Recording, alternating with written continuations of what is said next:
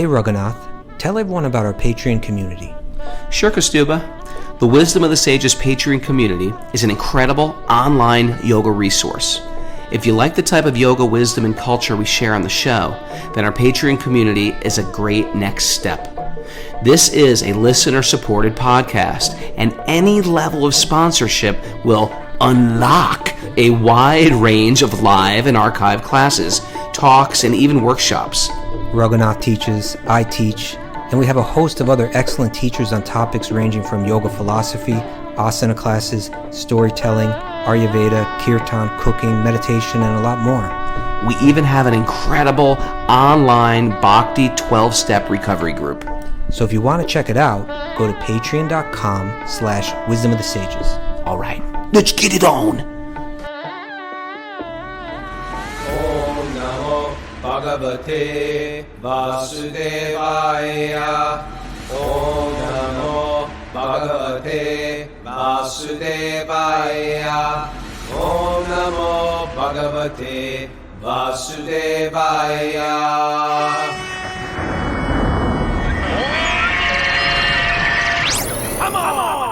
Live from Super Soul Farm, this is Wisdom of the Sages, daily yoga podcast with your host Raghunath and co-host and senior educator at the Bhakti Center in New York, Kaustubha Das. Welcome to the show and welcome to, we needed a good Friday name, Freaky Friday. You know what was freaky last night? It was our Sweet Baby Krishna reading. It just went weird ways. I heard it got freaky. It got a little freaky. It just, sometimes without Kaustubha there, I'm just taking it many Mary, you got to hold him down. It's hard. It's a tough job. I know, but you got to do it. I got this text message from Mara last night, but I didn't read it till this morning. It said, kidnapping women, threatening men with violence, dead deer hanging from trees, breaking thighs with clubs, drinking blood. We really covered a lot tonight. That should be the freaky. Just do that on Freaky Friday. That was Freaky Friday. And they were all seemed very relevant. It wasn't like they were actually, you know what we did? We covered those 4 types of persuasion. Oh, yeah. These aren't like spiritual laws. They're just sort of like material laws that, these like little wise quips. Mm-hmm. The Chanyaka Pundit, that kind of thing. Or like how to run a government. Panchatantra. Yeah. So I showed you, I got this whole stack of my wife who grew up in a British family, but she was born and raised in Sri Lanka. Very interesting family, Kaustubha's wife. Yeah, family, very interesting right? family. Yeah. They grew up, what were they, ambassadors or something? No, he was involved in like the tea trade, but I think he did take on some. My wife's father took on some diplomatic services or something like that. Okay, and so they had 5 kids. Yeah. Your wife was one of them, obviously. Yeah. 3 of them got into Bhakti. Yes.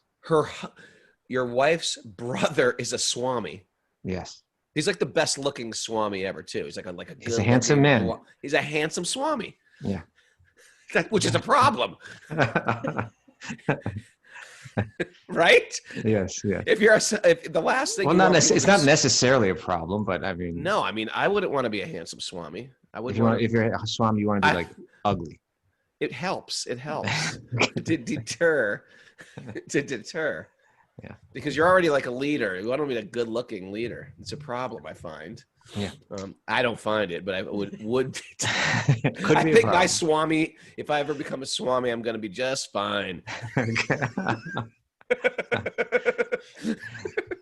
So anyway, her brother's a Swami. Her other brother's was a brahmachari for years, and now is married. Yeah. Oh, and that is just new information. She has a twin brother. It's not new. It's new to me. It's new to me. We told you this some time ago, even on the show. You just even don't. I knew it. Yeah, Mara knows it. Okay. Everybody knows it. Everybody. Sometimes people talk and I don't hear what they say because I'm about to say something else, and I'm planning on saying something quite important. Okay. So I can't even listen. So forgive me for that. She's a twin, and so her other brother is. Did she get into Bhakti Yoga before her? Yes, no. The eldest brother, who's a Swami now, was the first. Okay. Then he got her twin brother into it, And then she was about to like run off and join Mother Teresa. My wife was about to like become like a Mother Teresa nun or something like that. And her twin brother said, well, before you do that, come and visit us, because he was living at the temple in Boston. And so she went to Boston and she got into it. Amazing. So she never made it to Calcutta. Wow. Isn't that interesting? Karma, that you get a family, an entire family of pious people. And then their other two are like into Sai Baba, right? Don't you? And only one of them. Only one of them. And what's the other one? She's not The other one is like not into any of that stuff at all. Really? The eldest brother. The he's black like, sheep. Well, I think all the others were considered the black sheep, and he was considered like. Well, if you're the only one that's not doing it, you're the black sheep, right? Well, there could be a family of black sheep, I suppose. But in any case, he was like the one that, you know, I think the father was like, okay, what happened to all the rest of these kids, you know? But in any case, well, if Mara and Papa Tony keep their work up, they're going to be like the family of black sheep. Yeah. Then we'll get your brother. We'll get him on the show. We're just like, come on, strong arm him into bhakti. I brought all this up for a reason, Raghunath, but you're not letting me get there. But it's like now it's anticlimactic, so I don't know if there's any point. Well, you have this. Well, I think what you're going through, I know what you're going through. He received cases of vintage Amar Chitra Katha comic books, which are the comic books everybody reads in India. These are like from the 60s or going back. Yeah, but they're vintage ones. It reminds me of like in my days of record collecting, because now I get my kids all these Amar Chitra Katha comics. It's all the Puranic stories done in comic books. Some of them are really gory too, you know, like heads getting cut off, a lot of violence, blood spurting everywhere. I've never read comic books as a kid, but I don't know if they're gory, but these are gory. Well, the point that I was making is they're not all like Puranic stories, but some of them are like Panchatantra and stuff like you were bringing up, like these different, you know, just codes that leaders would need to rule properly, that people can adopt. Like Benjamin Franklin's, what was that book called? Poor Richard's Almanac, stuff like that. Okay. Or Aesop's Fables, things like that. Or Aesop's Fables. Right. No, I was saying in regards to the 4 types of persuasion. That's sort of like Franklin's Almanac. And what I'm saying is like I might find that right there in these Panchatantra or something. I don't know where that comes from. Is that Chandrika Pandit or is it Panchatantra? No. It may be Panchatantra. No, they're just like old folk tales. Can you check that, Mara? All with like teachings in them. Right? Mara, can you fact check Panchatantra? I don't think Chandrika Pandit had anything to do with it. I think he didn't have anything to do with it. But I'm saying those 4 forms of persuasion, where do they come from? Do they come from did they come from Do they come from Chandrika Pandit? Where do they come from? I don't know. Maybe they're straight out of Shastra. That may actually even be out of Bhagavatam. Would anyone like to know what the 4 types of persuasion are? Okay. All right. Okay. This is how we explained it yesterday. There's some people who are very intellectual. Like if I'm dealing with Kaustubha and I want to prove a point, I want to get him to join my side, I'd have to sort of philosophically wrestle with him, debate him, and then win him over with logic. Okay. Then there's other people like myself. If you want me to get to do anything you want me to do, you just have to flatter me. Oh, Raghunath, only you could do this. You're so smart. Oh, really? Oh, all right, I'll do it. You look really nice in that sweater today, Raghunath. Thank you. Who just came in here? Oh, kid came in. Then the 3rd type is the Vaishyas. They have to be bribed. They're people really focused on money. The way to get them to do something, to persuade them, is you bribe them. And then there is a class of people that the only way they will do what you want them to do, or you can persuade them to, is you got to threaten them. And then we brought this to a real life circumstance because Mara's got these. Before the show yesterday, Mara's like, yeah, I got these tenants upstairs from me, from where I work, and they split and they took the deposit, and I went up there and they wrecked the entire place. And I was like, well, what are you going to do about it? She's like, I don't know. I was like, are you going to call them? And she's like, I don't know. I said, let me call them. So me and Vegan Trucker are going to call them up. See, the thing is, when people there's certain people they take advantage of you, and then you just call them up, and then you act a little crazy. Get in their face a little. You get a little, yeah. Hey, you're messing with my sister, man. What's up? What's up? You took the deposit. And you got vegan trucker like right behind you. Like, Vegan truck with his truck. We're gonna get him to pull his truck right up. Well, my brother knows where you're living. He wants to talk to you about the state where you left the apartment. Let's take it to the Bhagavatam. This is going to a weird place. okay. Sorry about that. But the point, let me throw this out there. The idea was that they would train leaders from youth, right? Sure. Whether you're going to lead, a neighborhood or a nation, you would learn this kind of stuff. And the idea was that threats, that's the last course of action, right? That you should understand that there's other ways to approach it. And only when you've exhausted all other methods, would a country have to go to war over something like that. You try all the other ones first. Yeah. You know what? I've used these in my life repeatedly. The fourth? Which one? Well, I have used the fourth. You've gone through all. I go through all of them, and sometimes you stop at 2. Sometimes you. All right, let's get in the Bhagavatam. Let's get in the Bhagavatam. So we are here in a wonderful, sweet place of the Srimad Bhagavatam, Canto 2, Chapter 5, Text 19. 19? 17? We're 17. 17. You tell me every morning, and every morning I forget. Mm-hmm. Narayanam namaskritya, naram chaiva narotamam devam saraswatim vyasam tato jayamudiraye. Before reciting the Srimad Bhagavatam, which is our very means of conquest, one should offer respectful obeisances to the Supreme Lord Narayan, unto Narayan Rishi, the supermost human being, and to Mother Saraswati, the goddess of learning, and to Srila Vyasadeva, the author. Nasta prayeshva badreshu nityam bhagavat sevaya bhagavati itamashloke bhaktir bhavati naistaki. By regular attendance in classes on the Bhagavatam and by rendering of service to the pure devotee, all that is troublesome to the heart is almost completely destroyed. In loving service to the personality of Godhead, who is praised with transcendental songs, is established as an irrevocable fact. Om Jnana Tamarandasya Gyananjana Salakaya Chakshurunmadatam Yena Tasmai Shri Gurave Namaha. Should we have a little set the context here? Little powwow. A little review. Sure. So we're reading the chapter Purusha Shukta Confirmed. Love that name. I know you love it. And so it's a chapter that is echoing the and elaborating on further the Purusha Shukta prayers that are found in the Rig Veda and other places in the Vedic literature.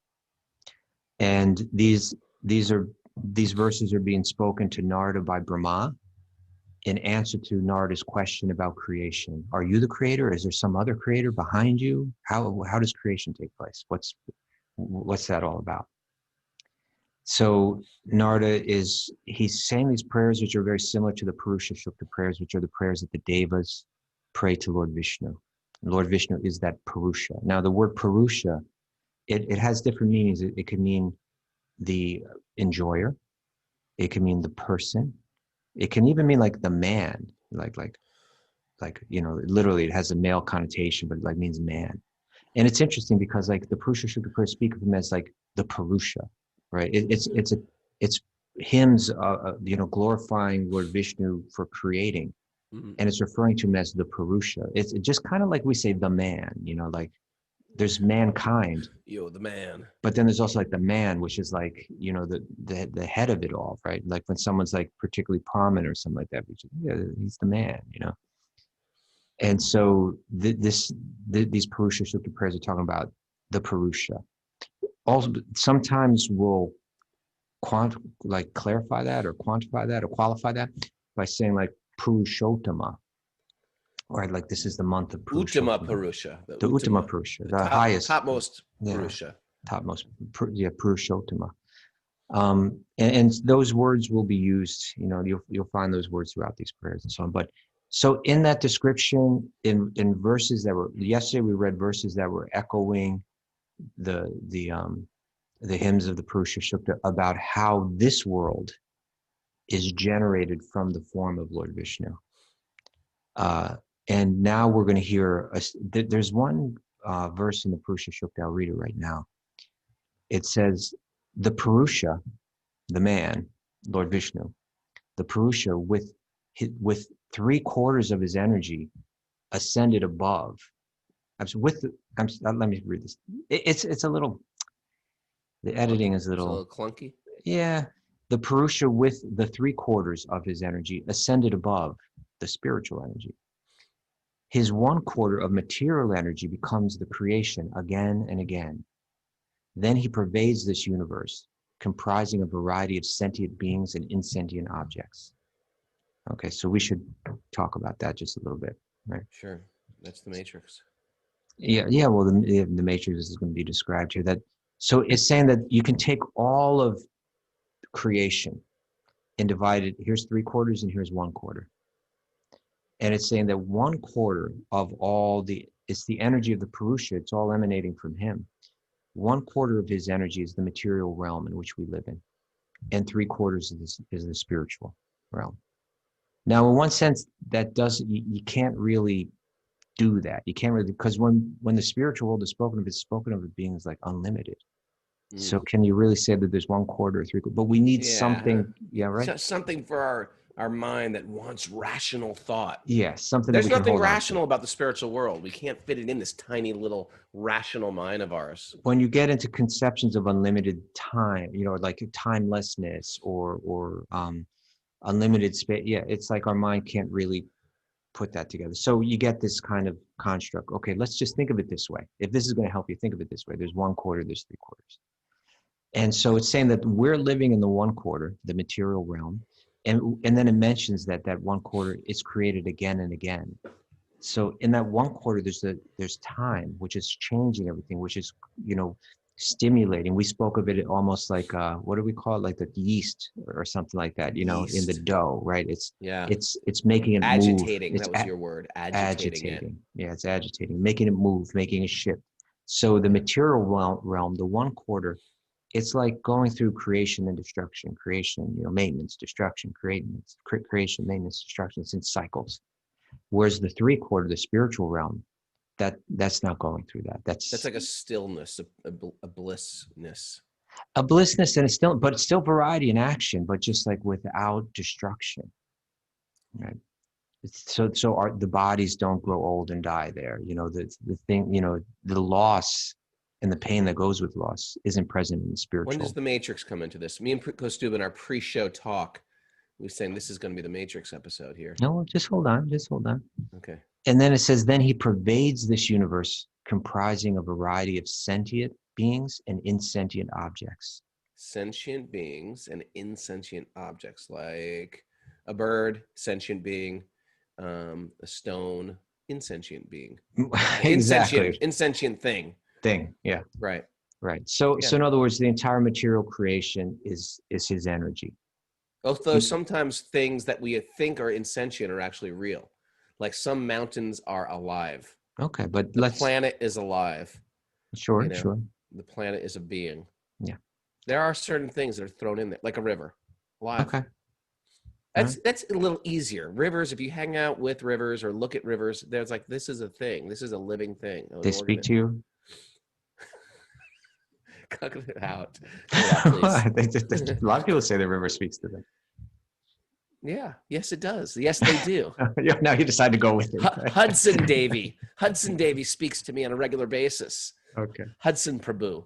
Okay. But in any case, so I wanted to read this verse from the Purusha Shukta because we're going to read text. Let's see if we can read 17 through 22 or so today. And these verses. Mother Mississippi speaks to me. All right. Now, but these verses are kind of, you can understand them in context to this verse from the Purusha Shukta. And one of them is even going to say like the 3/4 and the 1/4. All right? Okay. All right. I'm trying to think of more rivers. You don't have to, Raghunath. We all know there are different rivers there, but we're going to read these verses now. I'm trying to give the rivers devotee names. Okay. Text 17. Ryan Maharaj. Okay, text 17. Inspired by him only, I discover what I already created by. I discover what is already created by him, Narayan, under his vision. What are you reading? You're in the right chapter? Chapter 6. Come on, Raghu, let's get it together. Reason, cause of all causes. 17. The sun illuminates both internally and externally by expanding its radiation. Similarly, the Supreme Personality of Godhead, by expanding its universal form, maintains everything in the creation, both internally and externally. The Supreme Personality of Godhead is the control. Yes, You want to elaborate, or you want me to read? Yeah, maybe we can read a little bit of the commentary to that one.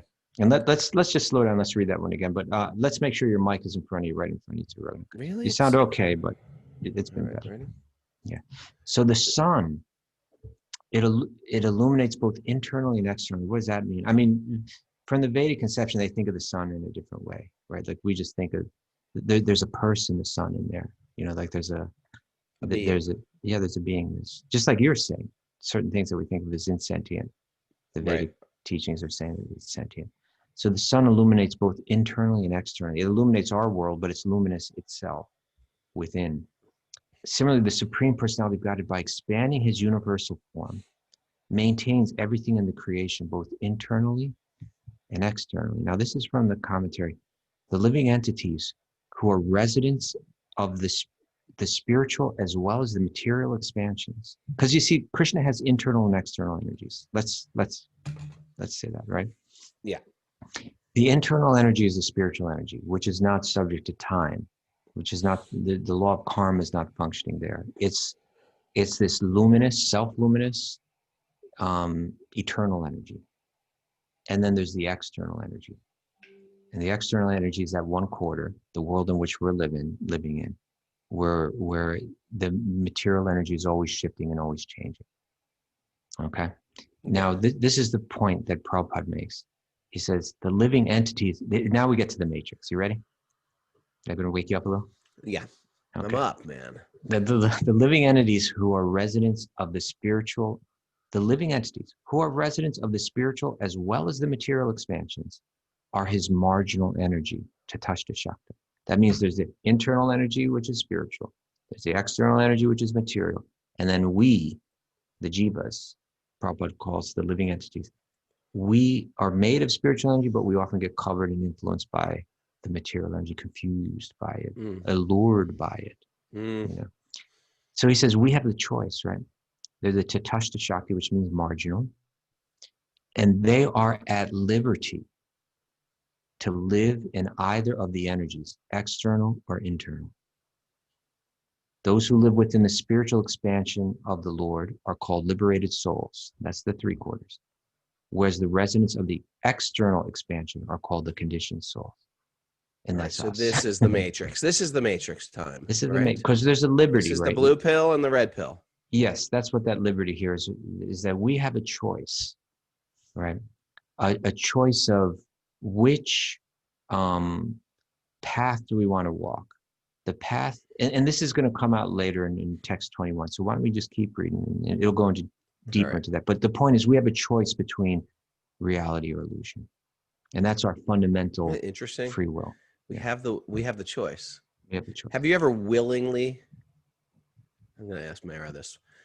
Have you ever willingly chose illusion? Like, I'm just going to do it. I know it's wrong, but I'm going to do it anyway.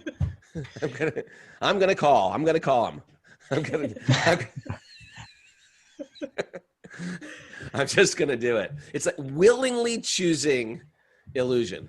We know it's illusion.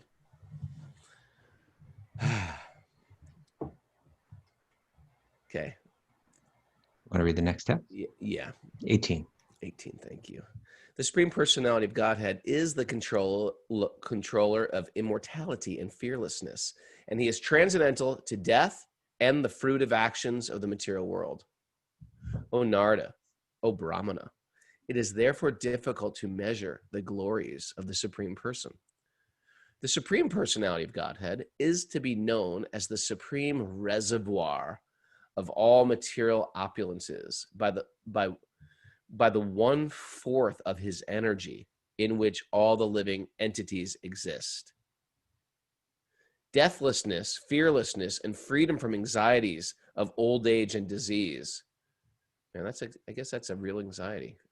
Freedom from the anxieties of old age and disease exist in. You don't think there's any anxiety over disease? I mean, like no, I'm the saying whole world is they Yeah, I guess, Yeah. yeah. Yeah. Which is, you know, you don't think of it when you're in a healthy state of mind until you get disease. Like, I'm not worried about disease right now. You're not worried about COVID? I'm not worried about COVID You personally. were earlier. Yeah, I was, but you know, it was media perpetuated. Oh, okay, so I shouldn't have even brought it up. I shouldn't have even brought it up. Everyone was anxiety. Our immune systems were shut down. We're all living in fear. Luckily, we didn't all get it. Okay. You're going, I don't know where. Okay, let's stick with the Bible time. So deathlessness, fearlessness, and freedom from the anxieties of old age and disease exist in that 3/4, right? Which is Yeah. beyond the 3 higher planetary systems and beyond the material coverings. So what are the 3 planetary systems? Well, higher, middle, and lower. Bhurభuvah Swah Yeah. in Sanskrit. Mhm. So you have these lower planets. I mean, it's just like a Christian would say, go to hell. So there's planets that are hellish, hellacious, that are just places of suffering. And if you think that sounds too far-fetched, you could find some places on planet Earth that are pretty bad. As soon as you wake up in the morning, you go, how can I find some water? There's places, a lot of places that exist where there's no water, or where there's no food, or where your family is in constantly anxiety of being killed or kidnapping, or horrible places to take birth on this planet. Then there's like heavenly, that we might even know people, or we might be in a family like that where we were born into such vast amounts of wealth. It's almost unheard of. We are like that 1%. So that's considered like sort of a heaven. So you can see like a heaven and hell on this planet alone. But they say that Earth is one of these middle planets. You get some good stuff, you get some bad stuff. You get some gain, you get some loss. You get some pleasure, you get some pain. You live in a penthouse, you live in the streets. Welcome to Earth. Then you have these planets that are just suffering from the time of birth to the time of death. And they're lower planetary systems. And there's heavenly planets. These are, things are good, things are smooth, things are great, things are easy, things are wrinkle-free. Those are higher planets. Right. And none of them are eternal. So you go there, you do some time, you learn some lessons, or you choose illusion, and the cycle continues. That is what Buddhists and Hindus call samsara. Right. So we're stuck in the Earth, and Earth is a good launching pad because from the earthly planet, you know, you can see what's going on. You know, you can see like, wow, there is pain here. There's suffering here. My friend's in deep pain right now, or my heart is broken, or I lost my money, or I gained some money. We can see the whole swath. Is that a word? A whole Swath. Did I say swath already today? Did I say swath already before 6 a.m. twice? We see the whole cornucopia of good fortune and bad and bad news that could happen to us in our life, and it makes us sort of a little sober, a little thoughtful, a little introspective. That's the advantage of the Earth.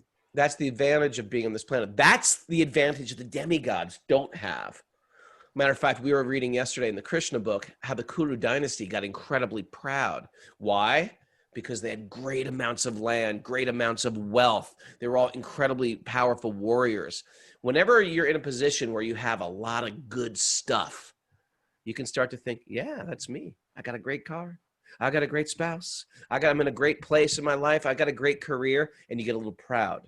And we forget that actually our life is like, it's like very, very delicate. At any moment we can get diseased or die.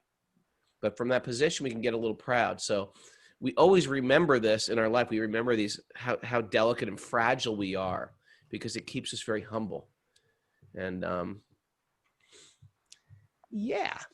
Okay. And so so when it speaks of the 3 higher planetary systems, which is beyond the 3 higher planetary systems and beyond the material coverings, it's saying that within the mass material realm, there are unlimited universes, and each of them have 3 different levels of systems of planets. Yeah, there's many, many lower planets, not just, and there's many, many earthly type of planets. And there's many, many higher planets. And there's many, many.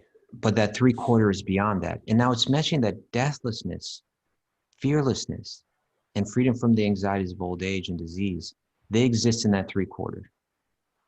So this is a clue, in other words here, that when we enter into the material realm, the 1/4, is the realm of illusion. That would be the blue pill, I believe, right? I think the blue one. If you want to know the God honest truth, I've attempted to watch The Matrix about 4 times, and every time I'm just not good at watching movies. I fall asleep. I'm a lousy date. As soon as we get in that movie theater, I'm like, ugh, I can't watch. I've never watched You've The Matrix. gone to the movie theater to see it 3 or 4 times? No, meaning it doesn't matter whether it's a Okay. movie theater or watching at home. I've never watched The Matrix. If you want to know the God honest truth, Okay. I know it's a very Krishna conscious or conscious movie. I've never seen it, but one of the pills is the pill of illusion, right? And one of the pills is the pill of truth. I think the blue one is the illusion and the red one is the truth. If the blue I pill may be is wrong. if the blue pill is illusion, give me a thumbs up, people. If the blue pill is illusion, no one's even playing the game with me today. No one's. Well, even maybe looking. maybe Maybe it's don't know. not. So they're responding. Oh, properly. if You the didn't blue give them pill- another choice. If the blue pill is truth, give me a thumbs up. No, I think they're just not like they don't want to engage with me today. No one's even engaging. All right, whatever, Zoomers. So I think the red pill is truth and the blue pill is illusion, but one of them is one and one of them is the other. Did the person know that they were, or it was just random, pick a pill? Or did the person know, do you want truth or illusion? Because when you choose the illusion pill, it's like when they advertise these pills, these like pharmaceuticals on television, they're like, and they have someone like jogging or something, lifting weights, and like a dog jumping on them, hugging them. They're selling you some pill. And then at the end, they're like, this pill may also cause like blindness, heart palpitations, loss of limb, your hair loss, deaf and muteness. It's like, really? It's like they're selling anxiety. it like it's the constant anxiety, wetting your pants publicly. It's just like, what? These are like the fine. So what's the fine print of choosing the illusion pill is anxiety. Is trying to fall in love with things that are temporary. That's a good point. Effect. Oh, there you go. That's the fine print. You're right. You see, right? like in the That's Matrix, the fine print of the illusion pill. Well, you see, in the Matrix, the idea was, if I remember correctly, because it's been a long time since I've seen it, but this one person was there was kind of like a team of people that were like that understood the reality. And it was a dark world, and like the oppressive forces were like really, hard to deal with. It was like a real battle. And so this guy kind of woke up. His name was Neo. He kind of woke up to that there is this other world out there. I think they even woke him up because he was kind of meant to be like some kind of leader Hero, of the rebel. resistance or something like that.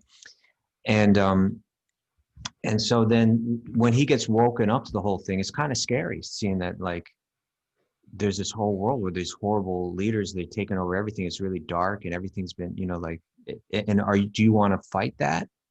Or is it easier to just remain like a human battery living in a test tube that's kind of like enjoying the illusion? Okay. Right. So the red pill was and somehow the pill gets brought. I don't remember so much about the pill, but the point is you have a choice between reality or illusion. And for him, reality it was a real challenge to take the reality pill, right? It was like a real boy, it's going to be a lot that I'm going to have to deal with. It's going to take a lot of courage. It's going to take a lot of sacrifice. And so you're saying like our red pill, blue pill, the blue pill would be the illusory world in which we live in now, where I accept a false identity, I accept a false body. I identify with that body. I move through this realm trying to enjoy it. A part of a culture that reinforces the illusion that you're the body. That you have actually, your real identity is based on your skin color or your body type or your gender. That's all illusion. It's all illusion. It's all the fine print. But you can try to enjoy it. It's great. And you'll even find a good cause in the material world that won't solve the actual problem that you're going for in the first place. Right. Because part of it is, you go. No, you. I'm just saying, because part of the solutions of the material world bring you to this point of hate. Because love is the exit. It's the access point out. But to really understand love, it's got to go beyond the body. To really love somebody, you have to love their soul. To really love, you have to see them underneath flesh. It's not loving them for their material qualities. We have to see them as something more subtle. When we stay on the outside, the world of of skin, of body, of shapes, of even intellect or mind, then all we have is the world of friends and enemies. These guys are like us. These guys are not like us. Okay. And that creates, and so along with that, you're saying the fine print to that illusory realm is death and fear and old age. And anxiety. And the anxiety. And heartbreak. And heartbreak. Those are options. Isn't that interesting? Yeah. When I actually understand what I am, those things start to diminish. I mean, come on, we know that. Okay. Right? Illusion to, if I'm addicted to anything, once I accept, I'm not going to go for that. I keep eating Doritos every day and I feel horrible. Once I accept, I'm not going to choose illusion. If you're not familiar with Doritos, I guess they have those in Europe as well. But they're like an addictive child's junk food, and you can't stop eating them. Once you choose, I'm not going to do that anymore, you immediately release indigestion. So once you choose truth, you no longer choose all the side effects that come with the secret, hidden, right? They're not going to, because a lot of times they're not going to give those side effects. Doritos isn't going to say on the bag, will make you sick on eating these repeatedly. The whole material world is actually selling us the illusion. Madison Avenue or marketing is all about selling us the illusion. You'll be satisfied from this product. Try it. It's good. A little gastrointestinal advice from Raghunath here. Thank you for that. But yeah. So the blue pill, our blue pill, is identify with your body. Identify with what's connected to the body, the family. You know, find happiness through connecting this illusory equipment with illusory sense objects, and live on the thrill of that, right? And with that, there's the fine print: birth, old age, disease. Anxiety, suffering, and all of that comes with it. Now, the red pill, right? Our red pill would be like, no. Yeah, you ready for it? You tell me. Okay. The red pill is, in a sense, and we're going to need to clarify this because I want to qualify what I'm about to say. But in one sense, turn your back on the material world, right? Realize that you are not your body. That everything connected to your body, including your own family, and including all your relatives, your neighborhood, your family. It's like a hard pill to swallow. Well, okay, but now Bhakti is going to work the whole thing. This is kind of a jnanic point of view that I'm presenting, but Bhakti has that jnana, but it kind of like it gives a perfect synthesis. But we'll hold on that for a second, right? But if the blue pill is try to enjoy the illusion, identify with your body, and try to find sense gratification for happiness. The red pill is turn your back on the material realm. The truth is that you are not your body. You are the soul within. Find your happiness purely from within, right? Reconnect with your internal spirit, eternal is spiritual consciousness. And that means, that's a little scary because it means that, well, what about all the forms of happiness that I've become addicted to? I'm going to have to break all those addictions. I'm not sure if I want that. Maybe that's too much trouble. Maybe that's too much struggle, right? Now, the paths of like, say, Jnana Yoga or Ashtanga Yoga, they meant taking that, it was like a big, hard pill. It was like, swallow this big pill. Horse pill. It's a big horse pill. And swallow this big horse pill. You are not your body. All of this is illusion. Your children are not your children. Your wife is not your wife. Your business world, none of that. You walk away from it. And go and practice meditation out in the forest. Go and practice contemplation out in the forest. Break every attachment that you have. Okay. Now, so you're that's not telling me. You're saying don't do that. Okay. Well, my point is with Bhakti Yoga, it's kind of like saying, oh, we can take this pill and we can grind it into a fine powder and we can mix it into like something really delicious, right? We can mix it into some jam, spread that on the bread, and now take it. Right? It's kind of like, yep. I can realize that this is not my family, but not walk away from them. I can connect my family all spiritually to our divine source, enjoy family life, and at the same time become liberated, right? I can embrace my social duties in But you life. have to internally understand it. Like and Right. it seems so counterintuitive, It's doesn't like, it? well, bhakti is like, it's going to be like this health food, right? That is both delicious and nutritious. It's going to give you the truth. That's the nutritious part. Right. But it's going to give you an entire culture that's beautiful and fun, and Did you just say nutritious and delicious? yes, nutritious and delicious. It is. That's appealing to you, Raghunath. I see that you perked up. I'm looking at Haridas today, Henry, Okay. and I remember when we used to go to his house. You know, he's from an old American family, so he's got pictures of us when first in the old days. Remember, Henry? We used to go in there. He's got pictures of his like family. Then he's got pictures of like his great grandfather, his great. He had a statue or a bust of his like one of his ancient relatives, like a bust of his relative, the old Henry Sholkoff from like 1700s. I was thinking that things like that when you're in a family, like I don't know who my grandparents are practically. I'm from one of those in families that just never did our family tree, have no connection with our Italian relatives and It was immigrants. probably like something like Giuseppe. Yeah, Giuseppe the pig farmer, something like that. Okay. Whereas Henry can like do the whole family tree, the coat of arms, etc. Right. But and it's cool. It's cool. You feel connected to a family, but it probably really anchors you to this. I am this family. I am this. These are my relatives, and that's sort of like, in one sense, it gives you a type of maybe pride, or maybe something a feeling of self, a feeling of connection, almost a feeling of eternality, or a security. But in another sense, it's reconfirming the illusion that you are a Sholkoff. That's the illusion, Henry. You're not a Sholkoff. You're a pure spirit soul. Right? What do you think? What do you think, Kaustubha? I agree. Yeah. It might be better just to have Giuseppe the pig farmer as my grandfather. It could be. You know? It could be. So I like pictures of my family around the house. I like it. Mhm. But what happens is I have to deeply internalize that they're not mine. So, and bhakti allows you to do that. Like bhakti gives you You gotta path love. of bhakti.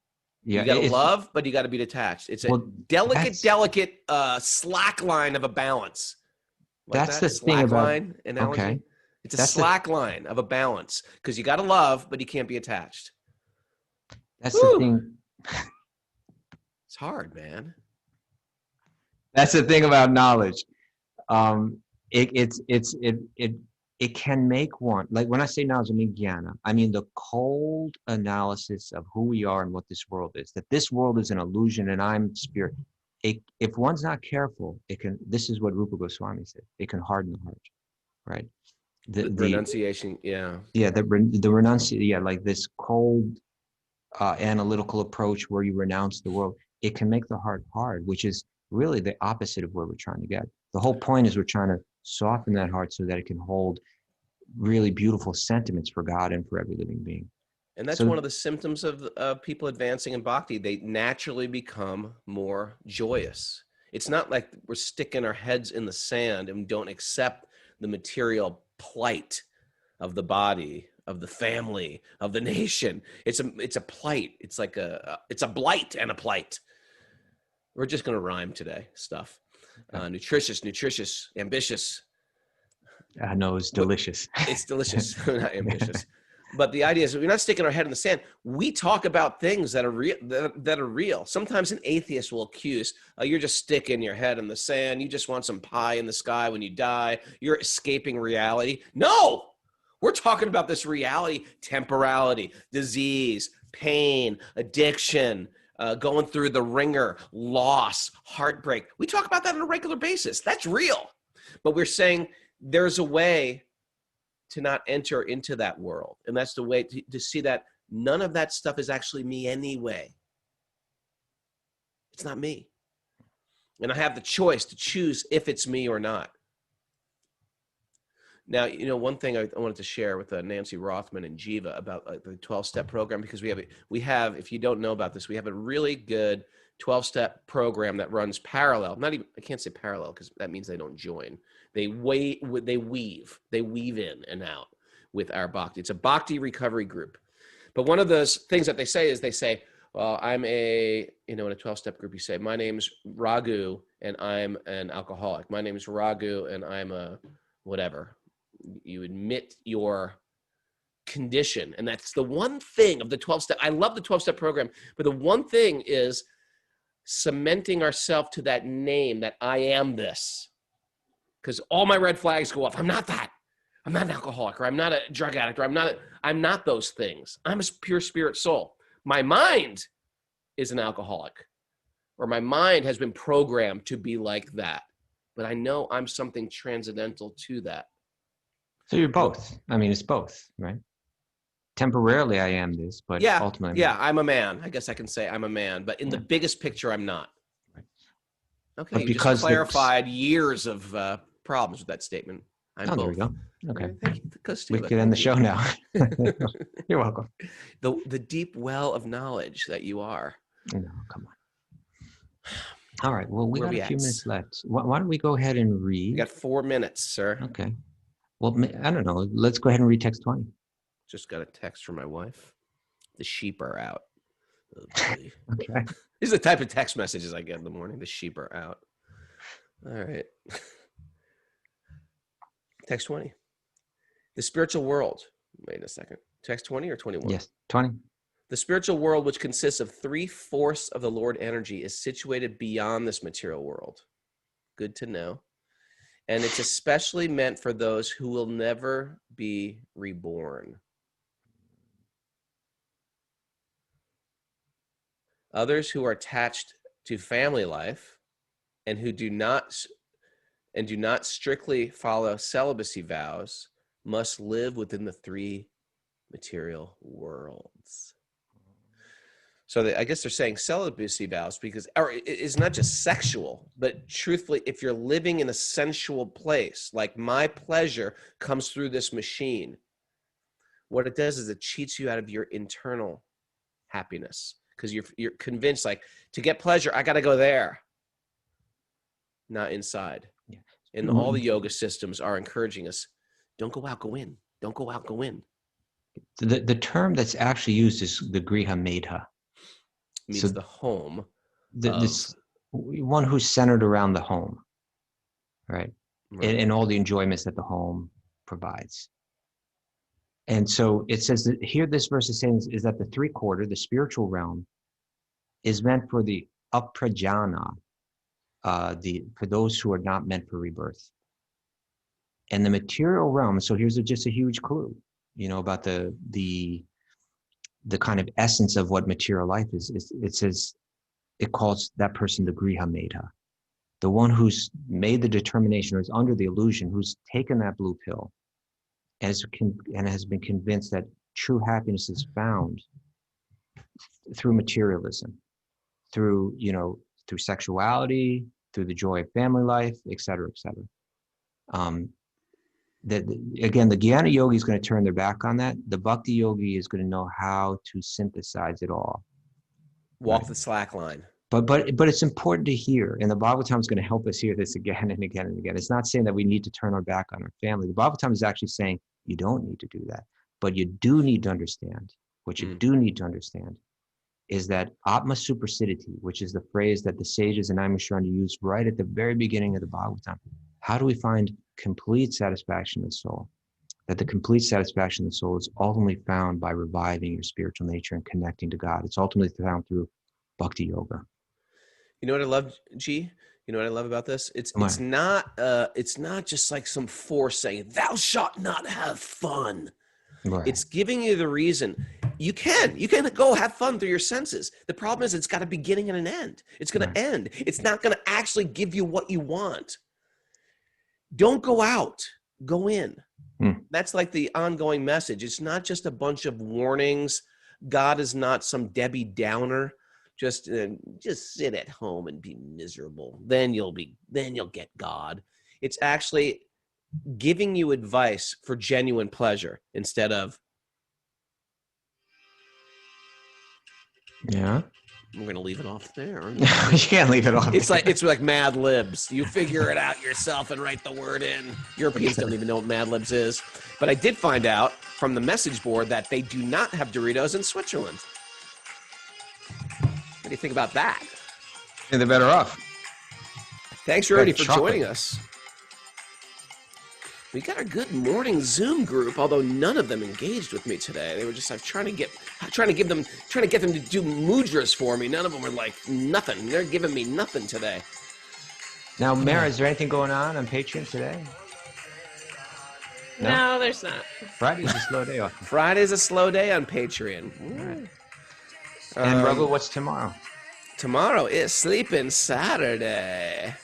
Sleeping Saturday means it's Q&A day. People bring their spiritual questions on their journey, on their path to Mara. Mara gets all those questions. We answer them. It's quite fun.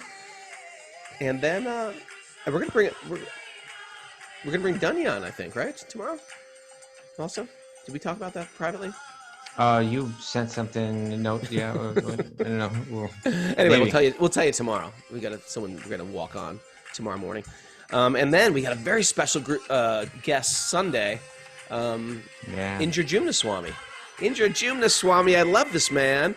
Don't miss Sunday. You'll love this person too. Really sweet soul with a great story. Travels the world over, and he's been in India since this whole pandemic thing's been going on.